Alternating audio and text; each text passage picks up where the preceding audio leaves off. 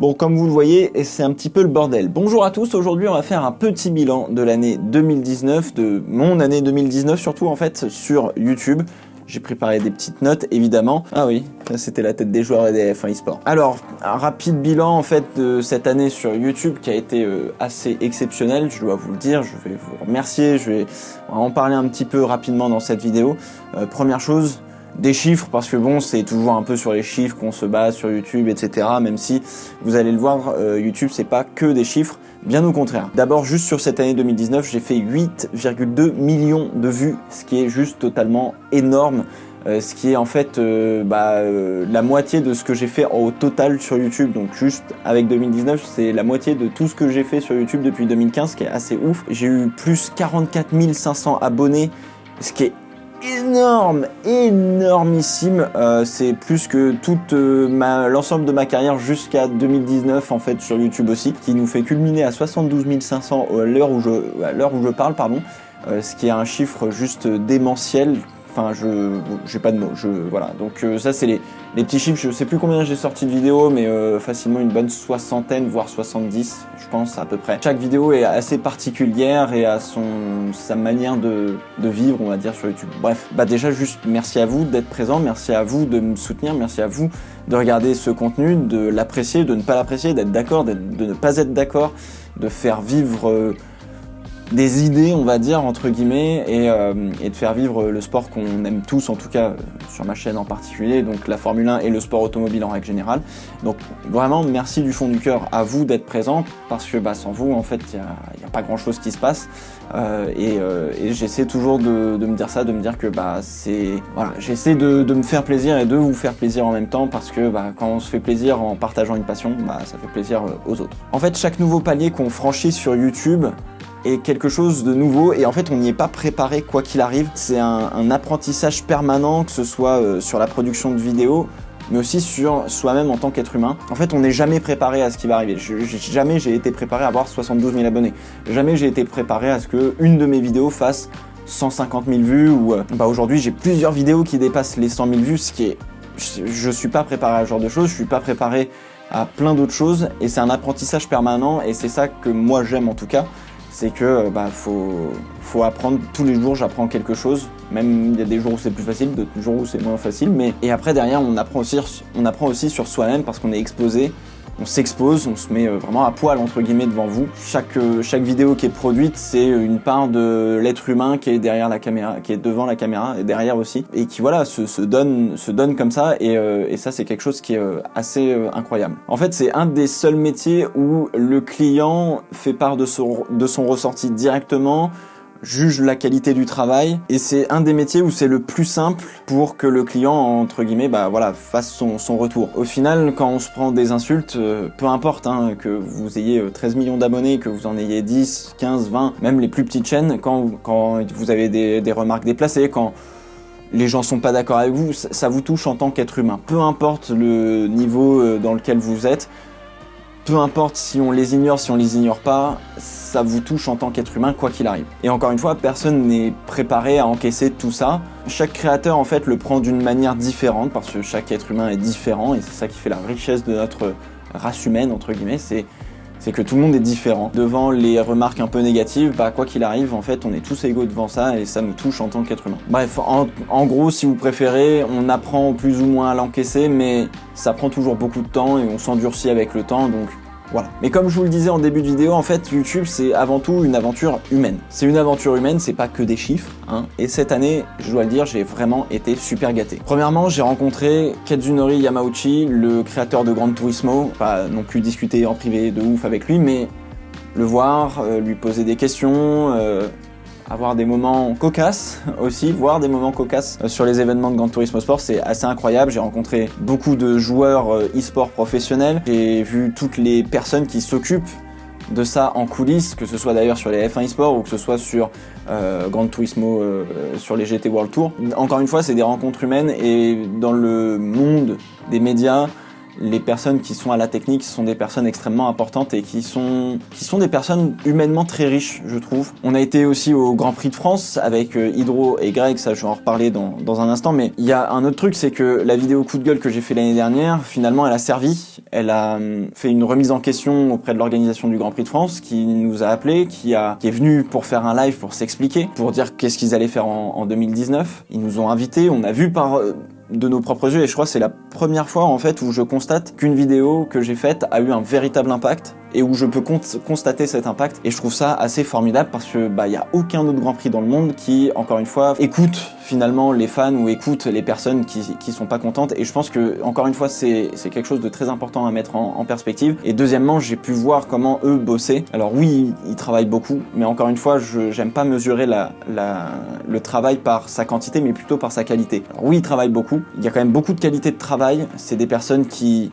vont au charbon comme on dit et qui font vraiment le taf. Est-ce qu'ils vont pouvoir améliorer encore plus en 2020 ce qu'ils ont fait en 2019? Il y a eu une vraie baisse de fréquentation en 2019, faut pas se le cacher, mais en 2020 j'espère que ça sera encore plus haut pour notre Grand Prix national. On peut parler du Castellet, etc., mais ça c'est d'autres débats, mais encore une fois on a un Grand Prix national de Formule 1 et c'est pas rien. Donc comme je vous l'ai dit, on était avec Hydro, il me manquait une seule personne à vraiment rencontrer, c'était Greg. Donc on l'a rencontré, je pense que ça s'est vu dans le vlog, hein, le courant quoi qu'il arrive, il passe, c'est juste encore une fois des aventures humaines, on a pu aller dans le paddock de Formule 1, enfin c'est des expériences qui sont juste incroyables, humainement parlant, je parle, on a eu un ingénieur de chez Pirelli qui est venu nous voir et qui nous a reconnus et qui nous a dit je regarde de temps en temps vos lives et vos vidéos, merci, etc.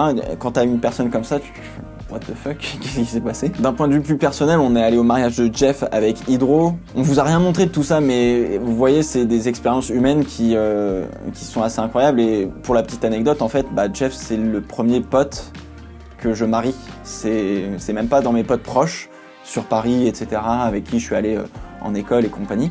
Mais en fait, c'est lui, c'est le premier qui s'est marié, c'est le premier auquel j'ai vraiment assisté à un mariage d'un de mes potes, donc c'est ouf. Sur une note plus professionnelle, j'ai eu la chance de rencontrer Julien Febvreau, de rencontrer Jacques Villeneuve aussi. Alors pas longtemps, je vais pas discuter longtemps, évidemment. J'ai pu bosser avec Adrien Pavio, qui fait notamment les casques de Charles Leclerc, Pierre Gasly, Romain Grosjean, Kevin Magnussen et plein d'autres. Et il m'a raconté plein d'anecdotes, plein de choses. Enfin voilà, humainement, encore une fois, c'est des personnes géniales, qui ont tout leur caractère différent, qui ont toute une expérience de vie différente. Comment je peux oublier évidemment le road trip express qu'on a fait avec Vincent de la chaîne Stardust, la chaîne Air et Espace. Oh, je sais jamais comment on dit. On est allé à Imola, on est parti de Lyon, je crois. Attends, c'était le midi, et puis on est retourné le lendemain soir, on a tourné le matin. Enfin bref, c'était une expérience de ouf encore une fois. Et moi j'adore l'espace, j'adore l'aérien en règle générale. Lui aime beaucoup la Formule 1 et c'était deux mondes qui se croisaient. C'est juste oufissime. Je pense qu'on refera des collabs évidemment avec lui. Et non, mais c'était un road trip un peu pas à l'arrache, mais express, vraiment express, et ça a été vraiment oufissime, et je le remercierai jamais assez parce que c'est lui qui a conduit. Je lui ai dit si tu veux je conduis, il me fait non t'inquiète. Bon, très bien, mais non, mais c'était oufissime avec Vincent. Encore une fois, c'est une personne qui est assez formidable, qui est différente de toutes les autres personnes que j'ai pu rencontrer, et c'est ça la richesse de YouTube, c'est rencontrer des personnes qui sont d'horizons complètement différents, qui n'ont pas les mêmes expériences de vie. Et ça c'est ouf. J'oublie pas évidemment Romain Monti, Maxou le pilote que j'ai enfin rencontré en vrai cette année. Romain Monti, pilote de course, voilà, je le vois de temps en temps. Il m'a fait un peu découvrir le GT4 de l'intérieur quand j'étais allé à la Simexpo. Et puis bien sûr pour finir, Les Pistonnés, émission qui a commencé en avril peut-être. Emmanuel, lui, c'est une crème absolue ce mec. Hamza, c'est un peu le professionnel mais qui est tout le temps à la bourre comme d'habitude. Voilà. Et puis Brice, c'est Brice quoi. Voilà. C'est une équipe, plus les producteurs, Tom, Erwan, Paul évidemment. Donc encore une fois, c'est oufissime comme expérience, et c'est des personnes qui sont encore une fois super différentes, et on est tous à vouloir faire quelque chose de bien et de quali pour vous, et on essaie de le faire. On fait des erreurs parfois et on apprend de ces erreurs. De toute façon, si on fait pas d'erreurs, on n'apprend pas et on s'améliore pas. Bref, évidemment, il y en a plein d'autres que j'ai rencontrés, que vous voyez peut-être moins souvent, mais qui sont tout aussi importants. Encore une fois, YouTube, c'est une aventure humaine avant tout, et cette année, j'ai été super gâté pour ça. Et ça c'est vraiment ouf. Et donc forcément derrière l'humain il y a quand même beaucoup de contenu au final, parce que sans ces humains là il n'y a pas de contenu, et je dois dire que cette année plutôt bien charrette dans l'ensemble. Gran Turismo Sport, donc les GT World Tour, Paris et Monaco, pas rien. Le Grand Prix de Pau avec Jeff, c'était encore une fois une expérience particulière. Il faisait un temps de chien de ouf en mai, mais ça a été une expérience de malade avec tous les accès qu'on a eu. On a pu être vraiment proche des équipes et des pilotes et compagnie. Grand Prix de France, évidemment, avec Greg, Hydro et puis les autres. Il y avait aussi le Grand Prix de France électronique, il y avait Fabrizio Donoso, Richard Arnaud, enfin, il y avait plein d'autres petites choses comme ça. La Formule E, j'y étais à Paris, bon, ça s'est pas super bien passé, mais parce qu'on n'avait pas le droit de faire grand chose, donc bon, bah, vous en avez pas spécialement entendu parler. Les F1 eSport qu'on a fait sur Automoto la chaîne avec Hydro, là encore, une expérience de ouf. Je les avais déjà fait l'année dernière, mais c'est une expérience de ouf encore une fois. Et puis d'être avec Hydro, c'est toujours intéressant de la manière dont on peut travailler, etc. Donc on apprend encore d'autres choses, d'autres facettes du métier de créateur de contenu, entre guillemets. La Race of Champions avec Adrien Pavio, là aussi, moi j'ai appris des choses, j'ai appris certaines manières de commenter. Adrien Pavio, c'est quelqu'un de génial, encore une fois, c'est voilà. La Sim Expo, parce que bon, bah c'est la Sim Expo, vous avez vu le vlog, les lives, les pistonnés, enfin bref. Autant vous dire, les débriefs, les lives, les pistonnés et compagnie, et toutes les vidéos que je fais, bah, quand tu commences à compter sur les doigts d'une main, ça fait beaucoup. Et puis alors évidemment, sur toute cette année, il y a eu des périodes de creux, il y a eu des périodes de doute, mais aussi des périodes de tristesse, malheureusement.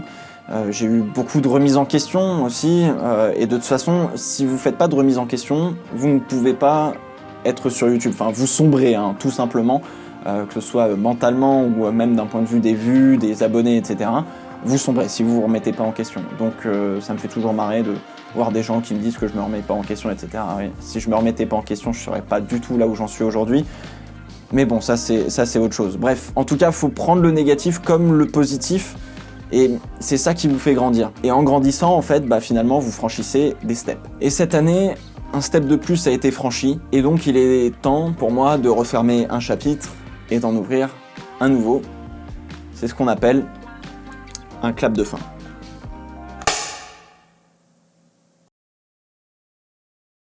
Bon alors non, hein, j'arrête pas YouTube évidemment, mais ce que vous voyez là, eh ben, ça va pas mal changer en 2020.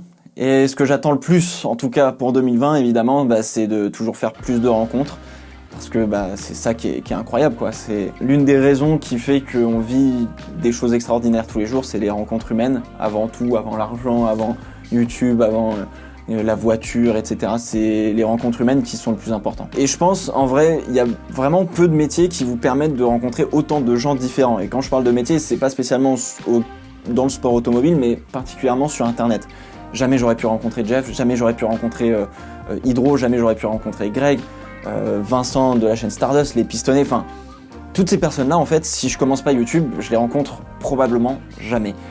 Et c'est ça qui est ouf. Et toutes ces personnes-là, elles sont différentes et c'est par Internet. Rendez-vous compte, par Internet qu'on peut les rencontrer. C'est des choses que nos grands-parents, mes grands-parents n'auraient jamais pu faire dans leur vie. Et nous, on a cette chance-là et encore une fois, c'est quelque chose d'incroyable. Je vais donc prendre quelques jours pour me reposer et aussi pour me préparer pour 2020, pour attaquer encore une fois de plus belle. Parce que je pense que 2020, il y aura pas mal de challenges et il y aura encore plus de choses qui vont arriver. Et comme d'habitude, bah, j'espère que vous serez à mes côtés, que vous serez au rendez-vous, que je pourrai vous proposer encore plus de contenu et encore plus de choses incroyables et de belles aventures et de belles découvertes que vous pourrez vivre à mes côtés, et j'essaierai toujours de garder ça dans la tête. À chaque fois que je vous croise, que ce soit sur des événements, j'ai toujours un petit truc dans le cœur qui me dit c'est fou quand même, ces gens-là qui viennent à notre rencontre. Alors on vous crame tout de suite si jamais vous nous regardez et que vous prenez une photo en scred, on vous crame tout de suite, vous inquiétez pas, on vous crame direct. Mais voilà, j'en ai rencontré plein d'entre vous et c'est vraiment oufissime encore une fois, et je prends toujours le temps pour une photo, pour quoi que ce soit, pour discuter vite fait un petit peu avec vous. Voilà, c'est toujours quelque chose que je privilégie parce que c'est toujours de l'humain et on sait jamais sur qui on va tomber, on sait jamais qui on va rencontrer, et c'est ça qui est incroyable. Bref, merci à tous pour cette année 2019, portez-vous bien, ciao ciao.